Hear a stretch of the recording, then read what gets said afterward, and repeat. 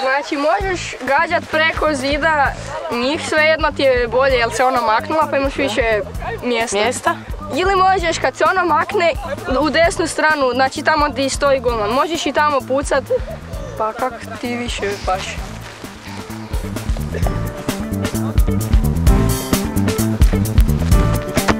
Bravo!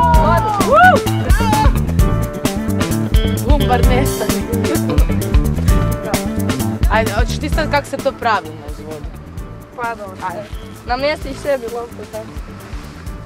Namjestiš? Da. Znači, lakše je pucati je. Golman brani svoju stranu, znači njegovu lijevu, a zid mu pokriva desnu. Što znači da njemu duže treba da uopće dođe do te strane gdje mu zid pokriva. Dobro. Pazite se.